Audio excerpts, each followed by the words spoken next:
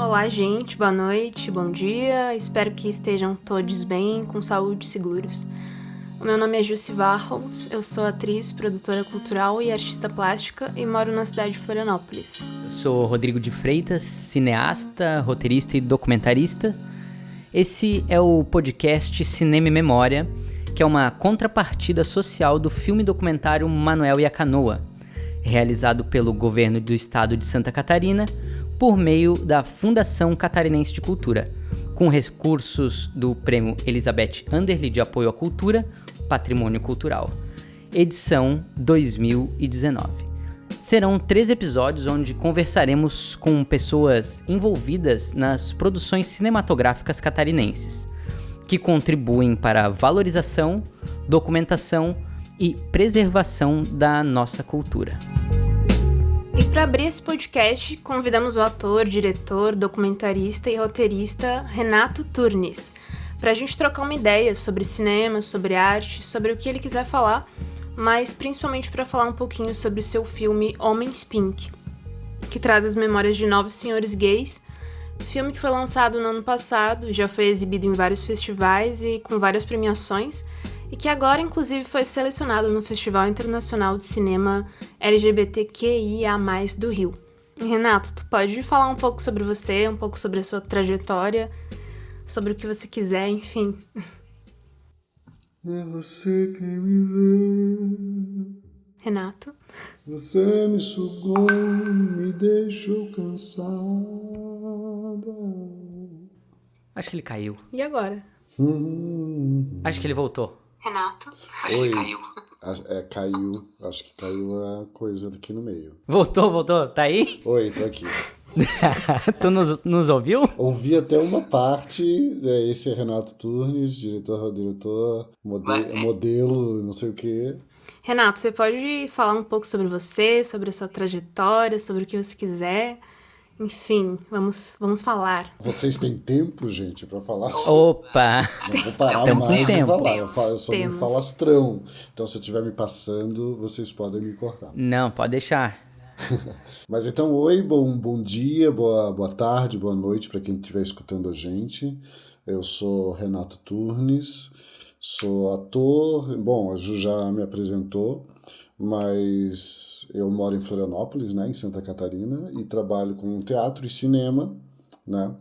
Sou formado em artes cênicas pela UDESC, ali no nosso maravilhoso, querido CEARTE. E desde muito cedo eu trabalho, né, com o lance da representação, assim, da performance, né, digamos assim. Desde criança que eu brinco de teatro, sempre foi minha brincadeira preferida. E, naturalmente, isso me levou a querer estudar isso mais a fundo, né? Assim, sonhando em fazer disso uma profissão, naquele momento que era, né, morar em Florianópolis e ser artista era uma coisa meio de louco, assim, né? Mas a gente foi insistindo, e daí eu acabei estudando teatro, né, me formando, e assim eu comecei a trabalhar como ator, principalmente. Mais tarde eu comecei a dirigir teatro. E o cinema aconteceu na minha vida também por conta de eu ser ator, né? Comecei a fazer as produções do pessoal daqui, assim, como ator.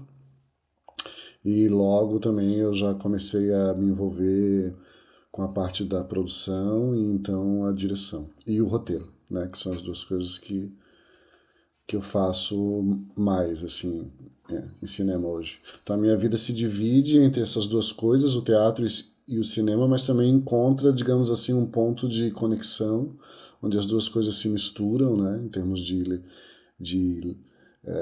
linguagem, assim, de investigação sobre a coisa, e o documentário entra um pouco nisso, assim, né.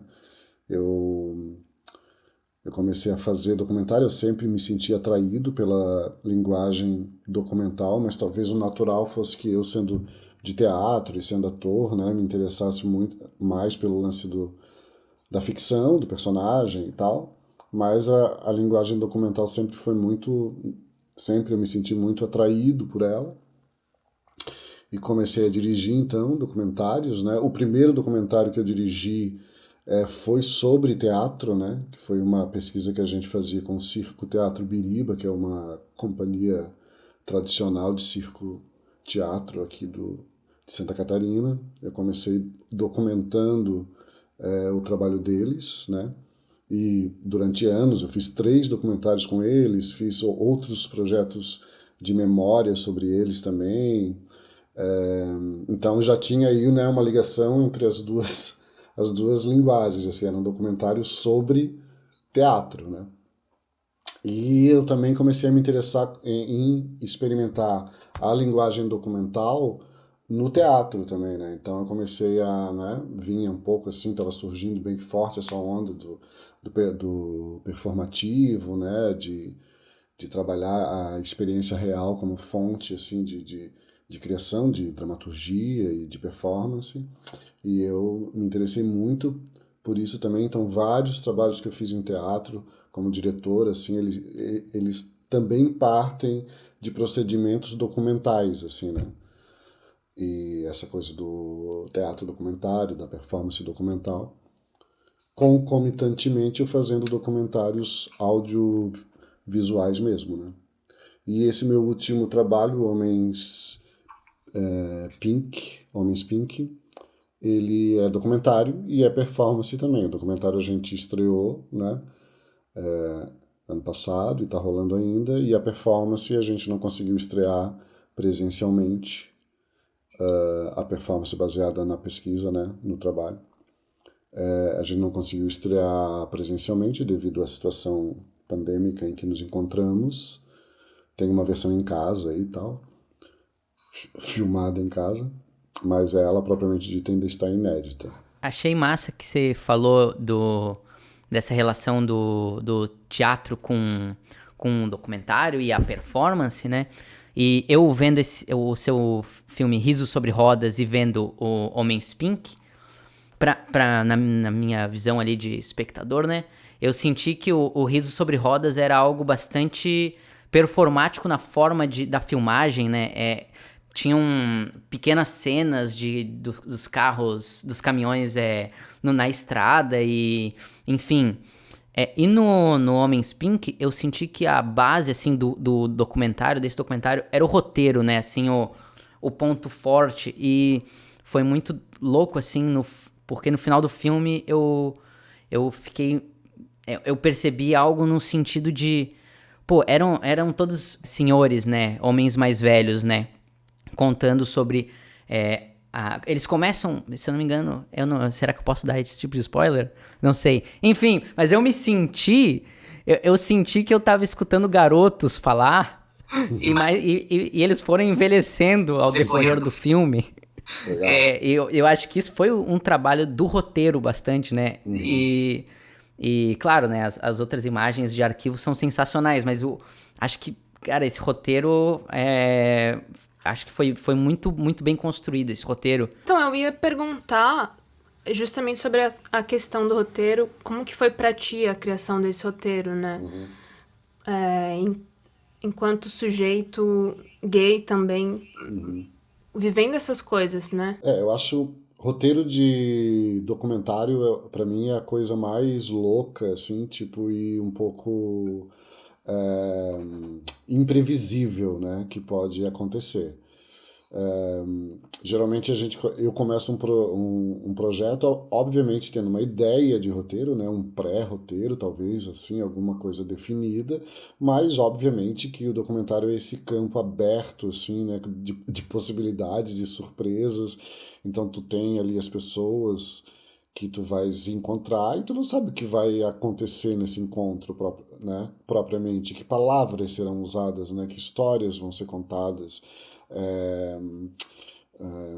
Se o personagem não, eu não gosto de falar personagem porque são pessoas reais, né? Se as pessoas vão se abrir, até que ponto vão se abrir, enfim, então é sempre um campo vasto de possibilidades, assim, né? Então eu tinha um pré-roteiro que era baseado em perguntas, né? Um questionário que não era fechado, assim, mas tinha coisas que eu decidi perguntar para todos, né? E tinha uma ideia de roteiro, então eu queria fazer realmente bem isso que o Rodrigo falou, assim, que a gente tivesse uma ideia de que o tempo transitasse na nossa mente a partir das histórias e das narrativas que eles iam contando, assim, né? Como não é um filme de muita grana, assim, então eu não tinha a possibilidade de ter aquele show de imagem de arquivo, né? Porque não tem dinheiro para comprar, né? Eu me baseei nos acervos pessoais, né? Então, tipo, existia uma limitação aí, ou seja, não podia ilustrar toda a história com imagem, que nem a gente vê esses doc que tem muita grana, né? Esses doc da Netflix, assim, que são, tipo, que é um show, tem imagem de tudo que é lugar, né? Tipo, as pessoas têm muito dinheiro para comprar arquivo e muita força de pesquisa também, né? De gente que vai atrás de encontrar isso aqui. A gente é um projetinho pequeno, né? Então, eu pensei em fazer dessa forma simples, assim, que o filme fosse baseado na narrativa que eles contavam, né? E as imagens de arquivo que surgissem viessem dos acervos pessoais deles, né? Mas eu tinha essa ideia da passagem do tempo, de começar com história, com as primeiras lembranças deles relacionadas né, digamos, existência deles enquanto pessoas gays no mundo, né? Que memórias que vêm à tona primeiro sobre isso e depois ir construindo um andamento assim mais ou menos linear, né? Nesse sentido até meio clássico, é, sobre a vida, sobre a passagem do tempo. Então vem a juventude, né? Vem a badalação toda, o fervo, né? A ditadura, que é o momento em que eles vivem a juventude, né? A maioria deles. Então, esse paradoxo me interessava, assim, porque eram os anos 70 e 60, então tinha uma grande liberdade, né? Sexual e afetiva, assim, mas ao mesmo tempo o país vivia a repressão, né? Então, tipo, como era, né? Sendo gay ainda, né? Sendo uma pessoa LGBT, como é ser jovem, cheio de energia sexual e vontade de enlouquecer e ao mesmo tempo viver num país assim, né, repressivo. Depois eu sabia que a história da AIDS, a epidemia ia aparecer forte, porque eu imaginei, né, já sabia, porque, enfim, porque é a minha comunidade, eu conheço essa história. Né? Então eu sei que em algum momento a gente ia falar sobre isso. Então essa pergunta eu fiz para todos. E realmente foi o ponto de contato entre todos. Assim, ó, se tem uma experiência histórica que todos eles viveram de maneira muito similar, foi a epidemia da AIDS, né? Porque realmente afetou demais, assim, então, né, é sempre uma história de choque, de tristeza, de perda, de estigma, é sempre uma história muito forte, né, que realmente mudou a história da comunidade, né, tipo assim, é um divisor de águas. Então eles também viveram isso, né, eles eram homens adultos nesse momento, então viveram intensamente. E depois eu finalizava essa ideia de roteiro com essa discussão sobre envelhecer mesmo, né? Sobre como é envelhecer sendo um homem gay e todas as coisas que isso carrega. Então eu fiz assim, mas assim, eu não sabia que histórias iam surgir ou como as pessoas iam falar. Então o roteiro, na verdade, ele se concretiza no momento da edição, né? Que é quando a gente vê tudo e tem uma ideia mais concreta de como esse roteiro pode ser organizado, já que não é um filme de discursos elaborados sobre os temas, né? Não tem um especialista falando sobre a coisa, né? Não tem esse tipo de fio condutor assim que poderia ser uma estrutura básica do roteiro. Ele é apenas histórias, são histórias atrás de histórias, histórias atrás de histórias. E mas eu acho que a gente consegue, a partir disso, construir essa linha histórica, né? Essa ideia de que é uma história geracional, que parte das experiências individuais, cada um tem a sua experiência em relação a isso, mas que diz respeito também a um tempo histórico, a uma geração, né? Que representa, de alguma forma, as pessoas que viveram nesse momento e a nós hoje, porque tudo que eles viveram, né? E em tudo que eles foram pioneiros e tudo que eles passaram antes de nós e dos mais jovens que eu ainda mais. nos afeta porque, né, como a gente vive hoje é fruto daquilo, né? Tudo aquilo que eles viveram, naquilo que eles foram pioneiros, as lutas, todos aqueles enfrentamentos dizem respeito a nós hoje, aos mais jovens que eu também, né? Então, eu acho que o intuito de fazer um documentário para mim sempre tem algo de não deixar esquecer coisas importantes que não podem ser esquecidas, né? Tipo, reparar algumas falhas de memória que o tempo vai fazendo a gente ter, né? Então, eu acho que na comunidade, especialmente, que é onde esse filme é produzido e meio que para quem esse filme é produzido, existe um pouco esse tipo de falha, né? Buracos na memória, assim, que faz com que as pessoas imaginem que, nossa, começou ontem, sabe? Ou tipo, ai, é o Twitter, começou com o Twitter, a parada da luta por tudo. E não, né, gente? Então eu acho que falta um pouco desse intuito, assim, né? De quem veja hoje esse filme. E eu tenho recebido respostas muito legais de pessoas jovens, assim, né?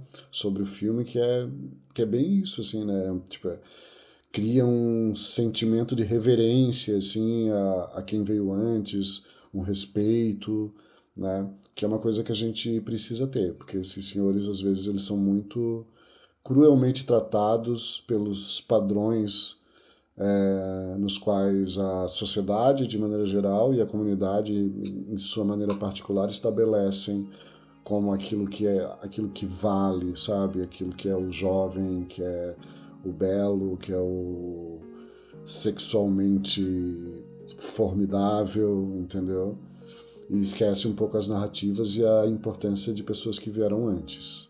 Então, um pouco isso é o intuito do meu trabalho de maneira geral com documentário. Assim, eu sempre procuro um tema que eu acho, cara, as pessoas não podem esquecer que isso existiu ou que isso foi dessa forma. Né? Um pouco de reparar esses buracos que a gente vai criando na memória. Teve uma parte do filme que eu senti bastante isso, assim, que foi na parte ali da Hercílio Luz, que fala do carnaval na Hercílio, que fala daquele bar que tem em cima do Rios, por ali, né? Roma. Na esquina do Rios ali. Isso, na esquina. E aí, quando eu vi a festa rolando ali, o fervo, eu fiquei tipo, meu Deus! Era demais aquilo. Eu faço isso quando em tempos não pandêmicos, né? E eu nunca tinha pensado sobre essas pessoas que vieram antes, né? Eu gosto muito do rolê, sou uma entusiasta do rolê enquanto de forma política mesmo, né? Eu acredito nesse potencial de a gente sair, de a gente ser a gente na rua.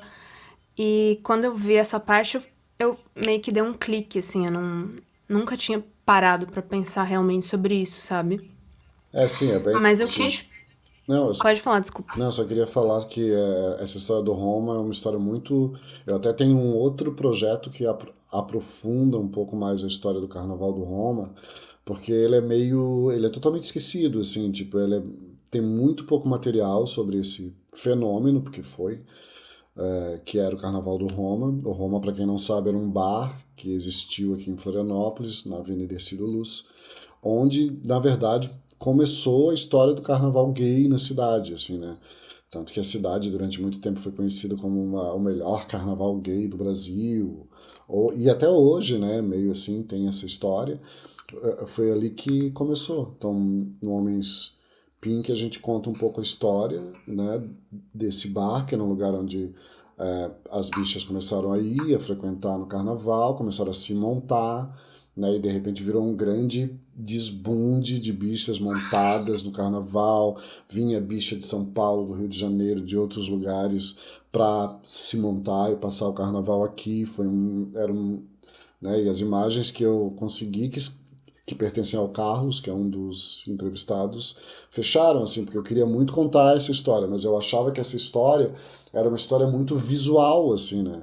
Porque era a drag, era né, a montaria, e eu cheguei a ver o Carnaval do Roma muito jovenzinho. Eu fui nos últimos anos, assim, eu lembro daquilo, era realmente fascinante. E daí o Carlos tinha umas fitas porque ele filmava, né? O Carlos é um cinéfilo e, e ele tinha uma filmadora naquela época, né? Nem todo mundo tinha, e ele filmou o Carnaval do Roma. E aí ele me falou, eu tenho umas fitas. Daí eu, pelo amor de Deus, eu preciso dessas fitas. Aí ele, porque não existe material. E daí ele falou, mas a minha casa pegou fogo e eu acho que queimou as fitas. Daí eu falei, Caraca, Nossa. maluco, era um problema sério. daí um dia ele me ligou dizendo, achei as fitas. Tava num saco de supermercado enrolada dentro de não sei aonde. Aí eu fui pegar as Do nada. fitas, as fitas estavam todas mofadas, assim, cara. Tu abria a fita, saía pó, assim, aquele pó verde de mofo, assim. Falei, Nossa. cacete. Aí, enfim, levei numa pessoa que limpou as fitas, e quando a gente foi olhar as fitas, era maravilhoso, assim, tipo, porque ele sabia filmar também, então tinha, tipo, tem planos lindos. E, e isso acaba funcionando como um fio condutor no filme, né? Eu falo da festa como o que liga tudo, assim, porque, de certa forma, eu fiz o roteiro dessa forma porque eu acredito que a festa, isso que tu tá falando, né? O fervo é, para a comunidade, esse território de resistência, assim, né? Onde e o Roma era isso, era um lugar no perímetro urbano da cidade que em determinado período do ano virava um ambiente livre, né? Onde as pessoas podiam se manifestar da forma que quisessem, performar da forma que quisessem, né? Porque tinha o elemento da performance ali era muito forte com a montaria, a indumentária e tudo aquilo, expressar afetos livremente, né? De qualquer gênero, em qualquer orientação, em qualquer identidade. Então era esse território. Assim como são os lugares de encontro, de fervo, bares e boates durante toda a história, né? Durante toda a história da nossa comunidade, esses lugares eram os lugares que acolhiam, né, as pessoas que não podiam ser como queriam ser na sociedade no seu dia a dia, né? E ali dentro rolava de tudo, rolava todo o sexo, todo o afeto, toda a festa, todo o glamour, todo o brilho, toda a graça e toda a luta também, porque acabava que movimentos também começavam ali, porque era ali que as pessoas se encontravam, né? Então é um pouco isso. E eu tenho um projeto para aprofundar um pouco essa história do Roma, que eu gostaria de documentar melhor, com material mais diverso. Eu fiquei até pensando como que acabou esse Eu sei te o contar. Carnaval do Roma, mas aí eu não sei se eu pergunto de fato, porque talvez influencie, né? Talvez a resposta venha no seu documentário. E Não, aí, é fácil de falar isso, porque justamente o que aconteceu é que o evento foi crescendo, né? Porque eu conto no filme, né, no Homem Speak. O Paulinho morava no prédio em cima do bar, tinha um apartamento ali. E no carnaval, os amigos dele, viado, foram pro apartamento dele. E eles se montaram e desceram pro bar para tomar cerveja, montados. E aí passavam os carros, mexia, eles ficaram bêbados, começaram a formar. Daqui a pouco já veio, no outro dia já veio mais uns amigos. Começou assim, então era uma coisa, não era uma coisa oficial. Não tinha nenhum tipo de organização institucional, era um fenômeno espontâneo. Que daí no outro ano, de novo, e daí já teve mais gente, aí já tinha 300 pessoas, e foi crescendo, foi crescendo. Tem umas imagens que no final, aí, até que um belo dia, num terceiro ou quarto ano, a polícia já foi obrigada a fechar aquela esquina ali do Roma, porque era muita gente. E isso vai levando a uma espécie de domesticação daquilo, né? Então já tem polícia, então já tem a prefeitura já começa a botar os vendedores de cerveja que são autorizados ali. Aí depois tinha o desfile, né? Porque as bichas espontaneamente organizavam desfiles e concursos, a mais bela, a mais engraçada, não sei o quê. Aquilo virou. Daí a prefeitura já chegou ali, já montou um palco, já ela organizou o desfile, já ela chamou quem seria o jurado. Aí o jurado já não era uma bicha dali do fervo, já era o vereador, não sei quem. Entende o que quer dizer? Então houve um processo de domesticação, como eu chamo, de uma manifestação que era tipo selvagem, assim, né?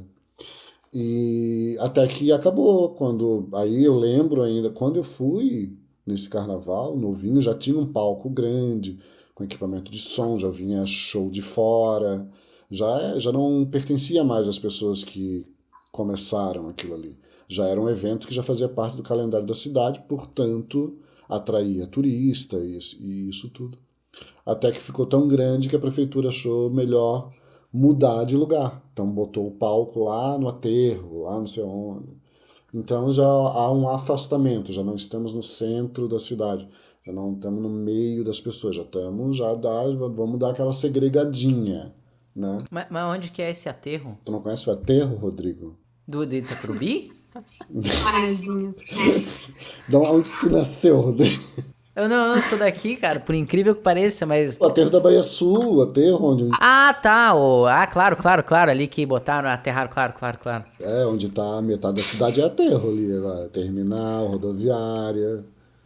Sim. Ele foi lá pra... sabe onde é o Sesc? Sesc, sei, ali, aqui do centro. Aquela praça ali na frente. Primeiro ele foi pra lá. Aí depois, hoje... esse carnaval do Roma, se a gente seguir uma linha, assim, na minha cabeça, né? Fonte, tirei do cu. Se a gente seguir uma linha, ela hoje é o baile gay da cidade, né? Que é o... como chama, gente? Bom, tem uma noite que tem a noite gay da cidade, eu acho que é na segunda-feira, que tem um palco, que tem um concurso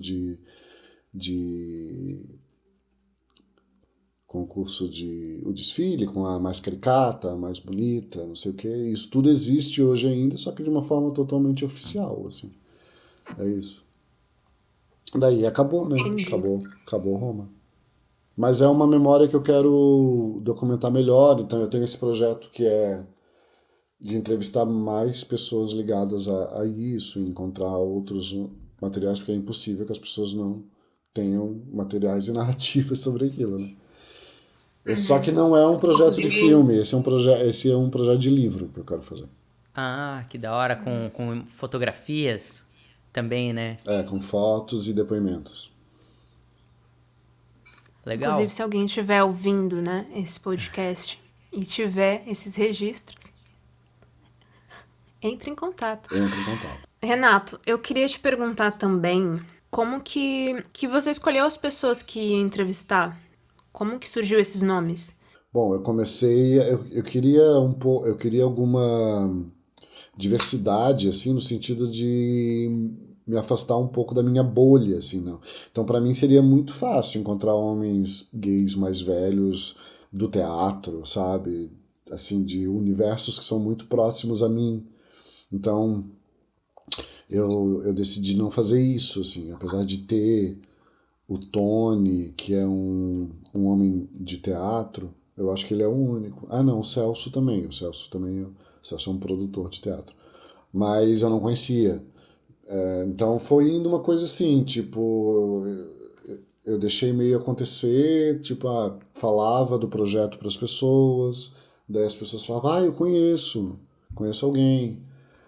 Daí me falava mais ou menos como era essa pessoa, eu achava que seria interessante, ia, procurava e propunha, né? A Milena, na verdade, que é a produtora do filme, que fazia mais isso, assim, de procurar a pessoa primeiro, tal, dar aquela sondada, ver se a pessoa era afim, e depois eu chegava.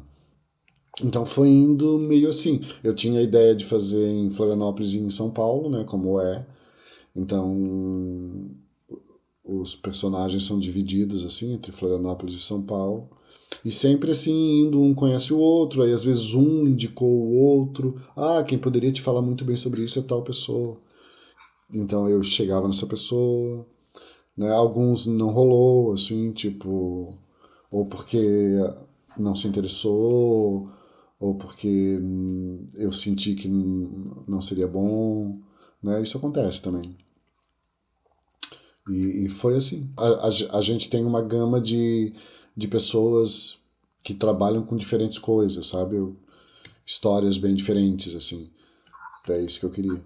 Eu assisti todos os seus filmes, né, como o Rodrigo falou. Todos. E eu gostei muito de como você geralmente aparece, né, nos seus filmes.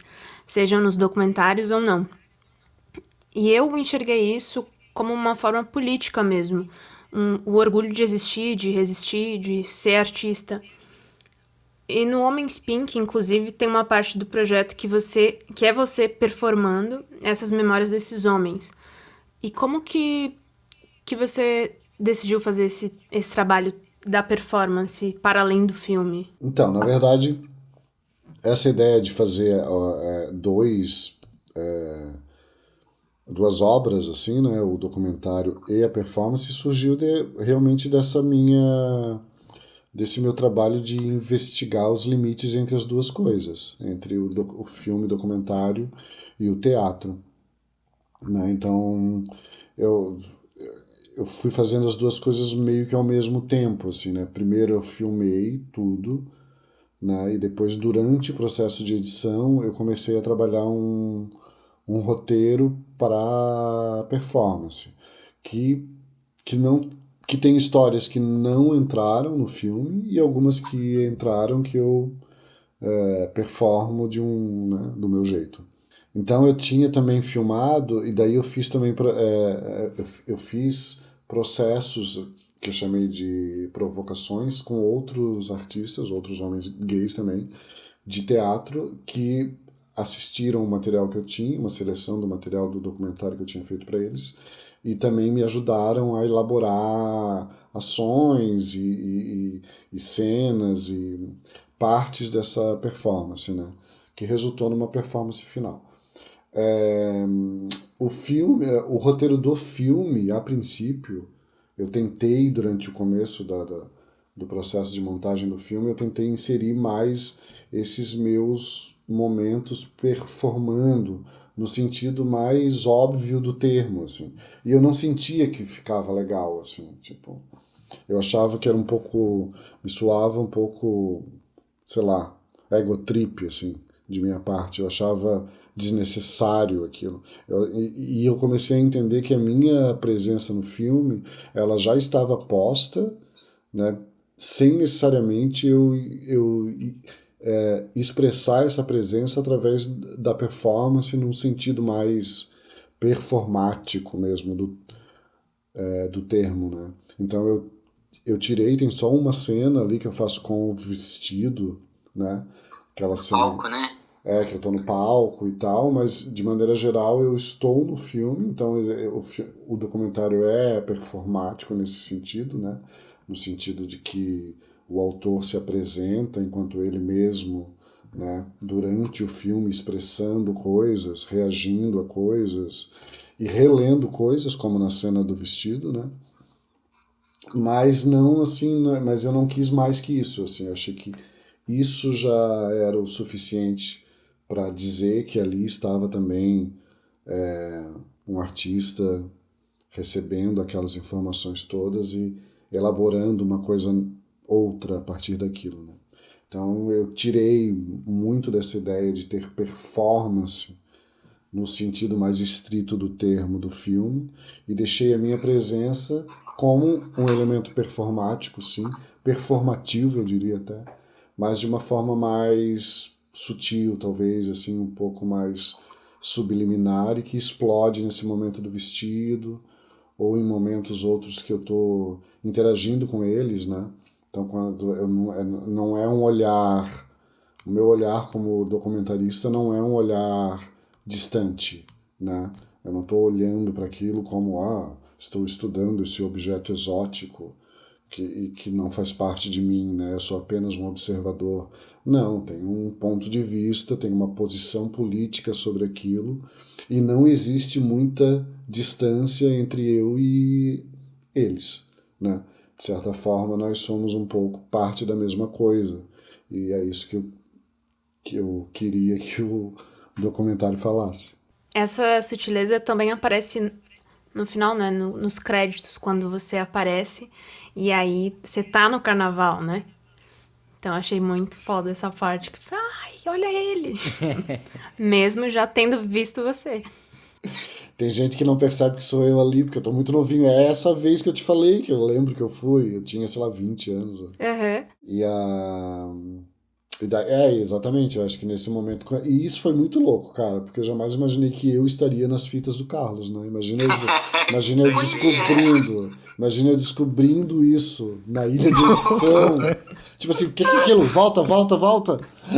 Meu Deus, cara, tipo assim, foi como se o filme tivesse acontecido na minha frente, assim. Porque realmente é totalmente simbólico, né? As coisas todas se fecham, assim, eu tô o tempo todo querendo dizer que nós somos parte da mesma coisa, e em determinado momento eu tô no mesmo lugar que todo mundo, assim, no passado, né? Então, tipo, isso foi muito legal, assim, mas é meio sutil, assim, então também às vezes as pessoas não percebem, apesar de ter meu nome do lado daquela cara ali, né? Não, mas eu não fiz a conexão, eu só fiz porque a Jussi falou e eu fiquei olhando, fiquei assim. É louco, Mas eu tô será montado, que eu é? tô jovem, montado, é difícil mesmo. E aí tem um outro momento que tem um planinho que eu apareço, assim, mas aquilo ali eu botei só de sacanagem mesmo. Ah, que você tava sentado ali do lado da rede? Você fala? Não, Ou não, eu... que eu apareço no Carnaval do Roma montado. Tem uma outra Ah, cena no tá. meio do filme que eu apareço rapidamente, só dou uma Ah, Só olhada um assim. close. Tipo, Não, Que e loucura. é legal isso aí que você falou das festas serem o fio condutor. E acho que isso também casa um pouco com a música, né? Que eu acho que foi a Edra que compôs, né? uhum, E, cara, a música é muito boa porque ela tem esse estilo de... Parece meio um Kraftwerk, uma coisa assim. E só que ele tem várias emoções, né? Que tá ali, vários sentimentos, né? Às vezes ela tá meio mais triste. Eu acho que cobre toda a gama de emoções, assim, usando um timbre muito parecido, né? Só, talvez, né, alongando um pouco as notas. Enfim, eu achei demais a trilha, assim. a trilha é maravilhosa mesmo. E eu trabalho com a Edra sempre. E a gente partiu para a ideia da trilha justamente do som da festa, assim, que eu imaginava como seria os timbres, né, as coisas. Então, né, eu fiz uma lista de referências para ela no Spotify, assim, e era só, tipo, música de festa, tipo, anos 80 assim, aqueles timbres, né? Uhum. Tipo, Era umas festa boa. festa Música boa. de festa boa. E ela fez a leitura dela daqueles timbres, entendeu? Daquele estilo de coisa. Tanto que a última música, que é a música da festa mesmo, assim, né? Eu queria usar uma música pop, assim. Eu queria usar uma música do, tipo assim, um sucesso da época. Erasure era. E não rolou, né? Porque, imagina, não tinha dinheiro para pagar isso, mas Taedra fez uma música que, tipo assim, eu não consigo imaginar outra música naquele lugar, né? Tipo assim, é uma puta música de festa que se fosse lançada enquanto single, né, realmente seria um sucesso. Tipo, tu imagina as pessoas dançando aquela música, né? Naquela época, assim. Então, tipo, realmente é muito lindo a música do filme. E eu tenho uma pergunta, assim, também sobre mais a parte técnica, assim, do filme, no sentido de... acho que para as pessoas que estão nos ouvindo que trabalham com isso, né? E querem ser, de repente, diretores. Eu queria saber o quanto você estava envolvido ali na parte técnica ali da captação do som, da imagem, ou você tinha pessoas ali te ajudando? Como que funcionava isso? Era uma coisa... Não, cara, a nossa equipe era eu e o Marco e a Milena fazendo a produção. Eram nós três, assim, tipo. Então, o Marco filmou e também editou o filme. E eu cuidava do som, mas, tipo assim, de uma forma, do meu jeito, assim. É, a gente comprou uns equipamentos, assim, né? Comprei esse gravador que eu tô usando aqui hoje, comprei um lapela, tinha uma coisa assim, não tinha um boom, não tinha um Uhum. direcional. Quando eu fui para São Paulo, o meu sobrinho, que é o Breno, ele trabalha com cinema, né? Então eu fiz com ele a mesma coisa que eu fiz com o Marco aqui. Então era uma guerrilha, assim, tipo, não tinha. A gente não tinha muita grana para uma equipe maior. É uma coisa, por exemplo, a questão do som é uma coisa que eu não recomendo. Eu não recomendo, especialmente, de maneira geral, mas o documentário, né, tipo, é muita fala, é muito texto. Então, tipo, teve momentos em que a gente conseguiu salvar, assim, né, porque depois teve mais trabalho pós-produção nesse som, né? Mas o som é bom do filme, mas eu acho que dá mais trabalho depois. Sim. Hoje talvez eu não faria isso, de não ter uma pessoa exclusiva para o som. Eu acho que de alguma forma, eu mesmo tendo alguma experiência, eu subestimei, sabe? Uma coisa que é fundamental, assim. Então, jovens, não indico isso. Fui um pouco louco nesse momento. Economia boba essa. Então, é muito legal, até porque também, assim, eu cuidava do som, mas eu estava muito envolvido com outras coisas ali. Eu estava entrevistando as pessoas, eu estava tentando criar, porque não é só entrevistar, né?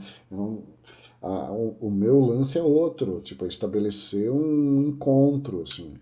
Então, tipo, eu tenho um roteirinho ali, mas, tipo, não é aquilo. Não são as perguntas que eu quero que sejam respondidas, assim.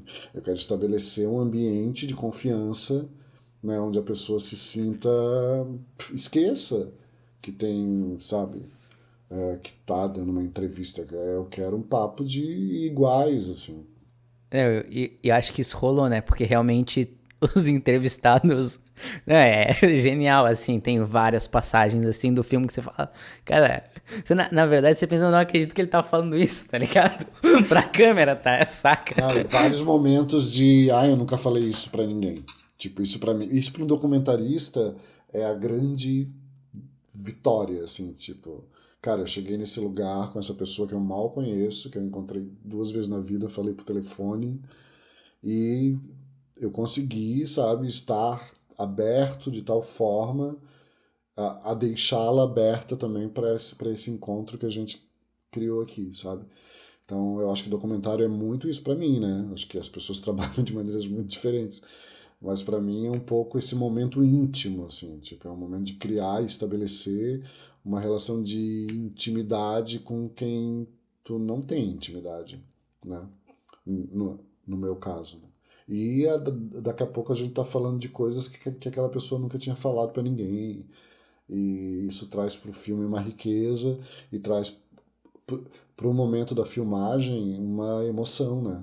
Tipo, rola uma coisa real, assim, tipo, as pessoas estão se abrindo, são transparentes. O que acontece entre eu e ela é o filme.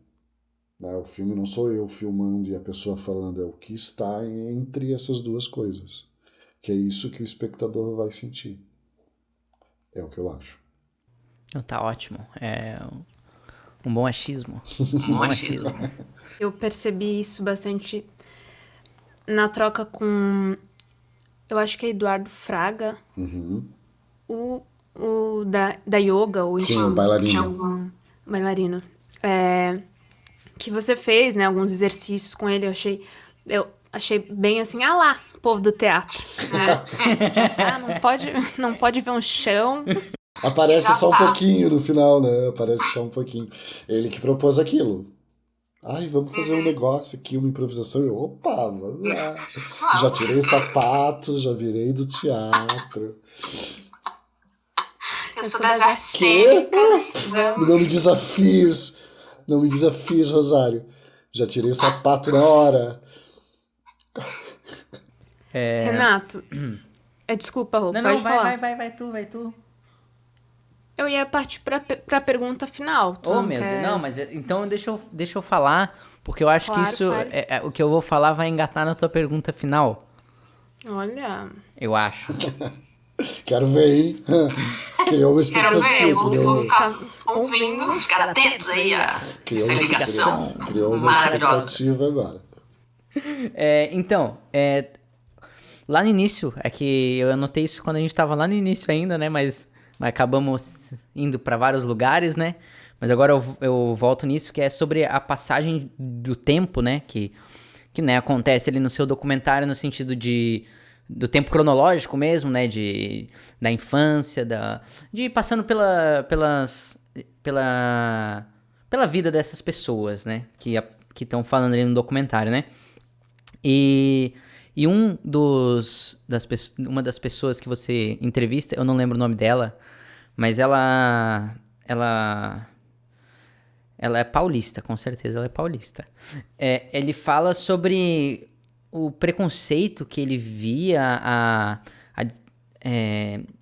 que ele via acontecer na época dele, jovem, e ele discorre um pouco sobre agora que ele envelheceu, ele vê esse mundo caótico e assim, a meu ver, eu como espectador, eu tava sentindo como se hoje em dia fosse pior do que era antigamente, né? A discriminação, né?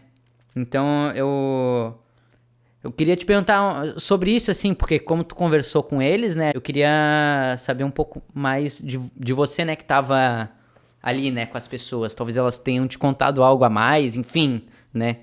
É isso, né? Essa é a minha pergunta aí de agora. É que quando eu tava filmando o documentário, era 2019, 2018, né? Comecei, acho que foi o final de 2018, depois de 2019, era o começo do governo Bolsonaro. Tipo assim, as pessoas realmente estavam, né, e como nós estamos até hoje, né, vivendo esse momento de recrudescimento de vários sentimentos que essas pessoas viveram lá atrás, entendeu? Tipo, tem uma volta, assim, tipo assim, o papo era um pouco sobre isso. Sobre, cara, tipo, hoje tá horrível, tipo assim, na minha época era horrível e agora também tá, como assim? A gente não melhorou? Passou tanto tempo e a gente deixa isso acontecer de novo? E ele falou que ele via mil coisas de preconceito, de discriminação. Na época deles, na época de juventude deles, existia a ditadura, né? Então, tipo, era uma repressão, digamos assim, policial, né? Era uma coisa militar. E hoje é de outro jeito, né? É uma coisa, né, que rola institucionalmente, que rola e são discursos de quem está no poder que geram é, mentalidades, né, totalmente retrógradas, assim. Então, tipo, há uma mudança. São pessoas que viveram os anos 60, os anos 70, era uma ideia de liberdade muito grande, né? Era uma ideia de se soltar das amarras, de negar estruturas da sociedade que começaram a ser consideradas opressivas, negar a ideia de família tradicional, negar a ideia do que hoje a gente chama de heteronormatividade, né? Tipo, e eles eram gays, então naquele momento era um ato revolucionário pegar na mão de outra pessoa em público do mesmo sexo, demonstrar afeto. Hoje a gente não vive isso, talvez, assim, da mesma forma, né? É possível andar com meu namorado de mão dada, foda-se, alguém vai xingar, alguém vai olhar errado. Naquela época não se podia ir preso, né? São coisas que os jovens talvez não tenham muita noção do que era. E eles viveram isso. Então acho que existe essa coisa da pessoa mais velha de chegar no presente e ver e se frustrar com o que vê, sabe? Porra, eu lutei tanto, eu apanhei tanto, eu perdi tanta gente. Eles passaram pela epidemia da AIDS. A epidemia da AIDS varreu a comunidade. As pessoas morriam, desapareciam. Amigos, pessoas, jovens, saudáveis, bonitas. Foi devastador. A gente não tem muito essa noção. Eu tenho um pouco, eu sou mais velho, né? Mas quem é mais jovem, assim, não entende. Vive num mundo onde toma PrEP, onde, né, não conheço ninguém que é soropositivo ou que vive com HIV. Ai, meu Deus, não conhece, sim, conhece um monte de gente, só não sabe. E, enfim, então eu acho que existe isso, né? Existe um pouco também uma ideia que é comum entre os mais velhos de achar que quando você era jovem era melhor. Isso também é outro fato, né? Qual é o cara que é coroa e não fala, na minha época que era bom. Todo velho fala isso, né? Então, porque realmente o mundo, quando a gente é jovem, é maravilhoso. Né? A gente tem pouca preocupação, a gente tem um corpo saudável, a gente tem vontade de fazer tudo, a gente enche a cara, a gente usa drogas e tá tudo bem, entende? Então é muito bom quando tu é mais velho, tu lembrar daquilo, tu lembra das coisas boas, né? de ser jovem. Então, tipo, eu acho que também rola esse sentimento, assim. Tem essa mistura dessas duas coisas. Uma realidade que a gente sabe que a gente está vivendo, né,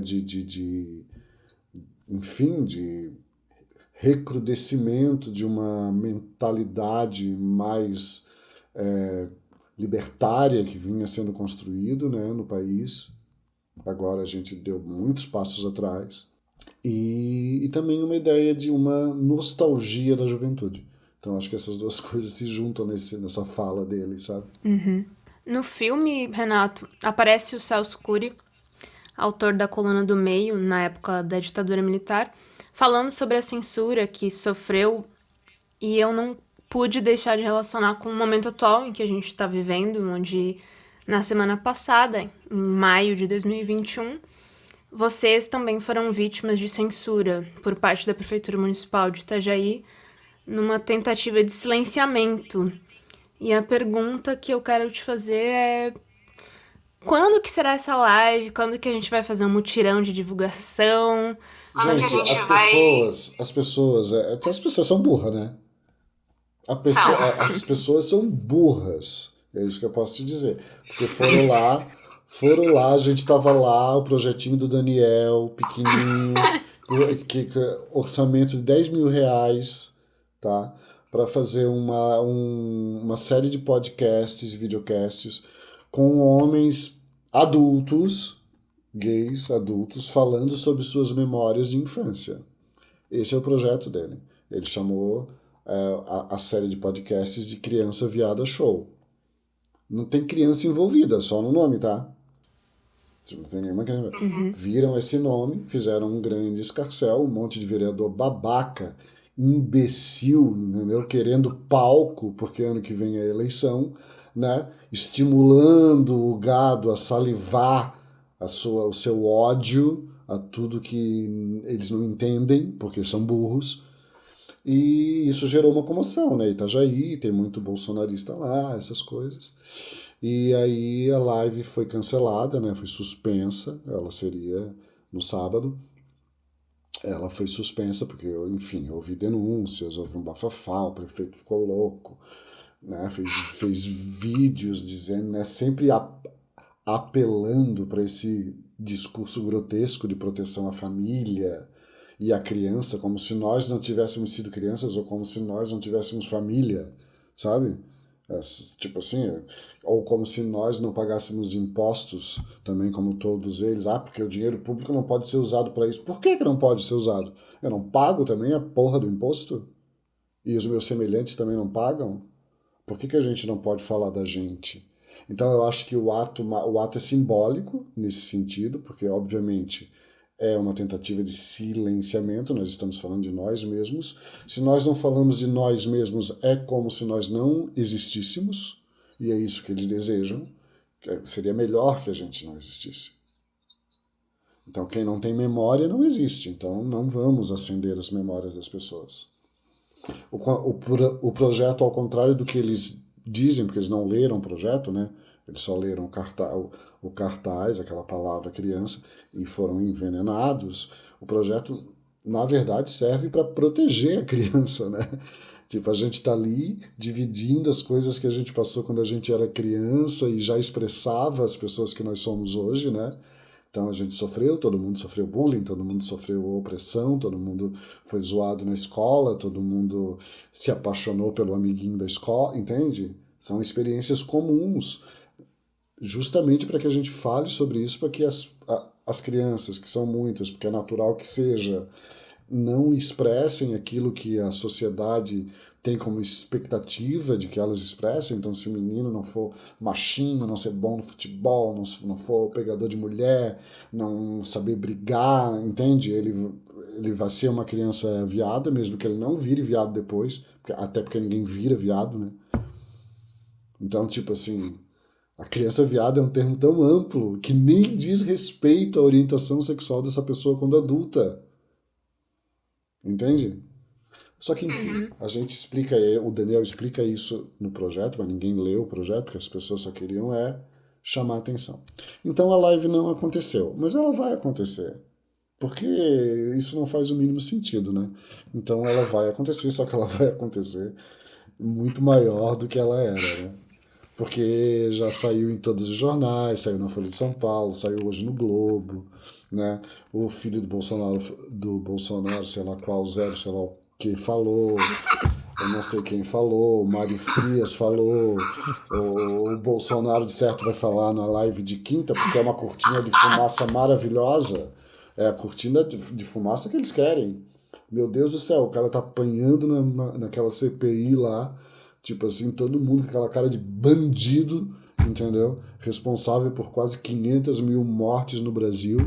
E tá aqui preocupado com um grupo de 5 viados que iam falar deles mesmos. É uma mídia espontânea, né? Vai ser uma grande mídia espontânea. A gente já recebeu convites para fazer a live em outros estados, em outras cidades, inclusive pelo governo desses outros estados e dessas outras cidades, né? Então, talvez vire o quê? Um programa da GNT? Quem sabe? Tem. Mas enfim, gente, futuro, né? essa gente passará e a resposta vai ser... Coitado, gente, eu tenho até dó, entendeu? Porque eles não sabem o que eles fizeram, tipo assim. Tipo, vai ser muito grande quando a gente fizer. Vai alcançar muito mais gente do que a princípio ia, entendeu? E eles vão perder, eles vão perder. Então a gente está bem tranquilo, assim, é estressante, né? Porque ninguém gosta de passar por isso, né? Eu sou apenas um convidado do projeto, né? Eu fiz um dos episódios do podcast e estaria na live, mas o projeto é do Daniel, o projeto tem outras ações ainda, além dessas. Então ele que está, né, na linha de frente, lidando realmente com a situação. A gente às vezes, né, ganha um respingo aqui e ali, um maluco que entra na rede social e te xinga, e tu não tem vergonha na cara, aquelas coisas. Mas não é nada, vai passar e vai estar tudo certo. Mas é realmente muito simbólico, né, disso que a gente estava falando antes. A ponte foi ótima, Rodrigo. Deu certo ali a ligação. Não deu? Foi Falei? maravilhoso. E... Check na ligação. E realmente vai acontecer, mas é realmente uma vergonha, né? Em 2021 a gente está sofrendo censura, né? Muito triste, muito violento. É muito triste, é violento, é a pior violência que um artista pode receber, né? É ser censurado, tipo, já que o nosso trabalho é expressar coisas e não poder fazê-lo, é como arrancar um pedaço de ti, né? Então, por isso que é tão doloroso e por isso que é tão grave, né? E a justiça entende como grave. Então, tipo, a justiça está do nosso lado, obviamente porque não há outro lado possível. O outro lado é a ignorância, é a barbárie, né? É a burrice, a feiura, a bandidagem, a corrupção, tudo que representa quem está no poder hoje. É isso. Gente, me corta, porque daqui a pouco Não, eu eu vou acho sair que é isso. Acho que Daqui a pouco eu vou sair preso do podcast. Não, acho que é isso. Acho que pra gente evitar, né, mais ações judiciais, acho que a gente pode ir se encaminhando por fim pra se despedir, que já na real a gente já tá aqui há 1 hora, eu acho que deu 1 hora e 3 minutos aqui que a gente tá papeando. Então eu acho que é isso, eu acho que foi um papo bem legal. O primeiro episódio, ainda tem mais 2 aí por vir, né? Com a nossa próxima convidada a princípio vai ser a Márcia Paraíso, né? Adoro! Ai, gente, a Márcia Paraíso. Ela já confirmou, né, Jussi? Não sei, estamos aí na... A Márcia Paraíso é aquela olhares dos pessoa que eu meios. admiro, que eu mando meus filmes pra ela ver antes de todo mundo, aquela coisa. Ah, que massa. Demais, tudo, a que Márcia. Bom saber. Renato, Pois não. eu queria agradecer imensamente a sua participação aqui hoje, sua disponibilidade por estar gravando com a gente nesse horário, né? E ter aceitado, ter trocado isso tudo com a gente. É muito importante para nós, artistas em iniciação, vou falar assim. E, enfim, muito obrigada mesmo. E é isso, muito obrigada mesmo. Eu acho que é isso, né? Nos vemos aí no Eu próximo... vou me despedir, né? Deixa eu me despedir também. Opa, desculpa. Claro. Eu sou um apresentador... Primeira vez, gente. Primeira vez, desculpa. Eu queria agradecer o convite, né, para participar do podcast, foi muito legal. Adoro falar sobre as minhas coisas, especialmente sobre esse filme, né, que é tão significativo para mim, assim. Então, obrigado. O filme, ele volta e meia, ele tá online, assim, em algum festival, então quem quiser saber, assim, pode me seguir nas redes sociais, Renato Turnes, no Instagram, no Facebook também, mas eu uso mais o Instagram. Então, quem quiser me seguir pode me adicionar. Eu vou investigar antes, porque... vou investigar quem é a pessoa, porque eu estou investigando que o advogado falou que não pode deixar qualquer pessoa entrar nas redes sociais agora, não, porque as pessoas entram lá para me xingar. Então, é só me adicionar ali. Me adiciona que vai saber o que está acontecendo com o filme, tá bom? Então é isso, muito obrigado a todos e valeu. Só mais uma coisinha, eu queria falar também que a identidade visual desse podcast foi feita pela maravilhosa Rafaela Whittaker. E acho que é isso, Rodrigo. O que você tem algo a dizer? Você quer se despedir? Não, eu nunca terminei um podcast, eu vou deixar aí a despedida no ar. Aí no segundo episódio eu vou dar uma treinada, daí eu faço uma despedida um pouco melhor. Roda a vinheta.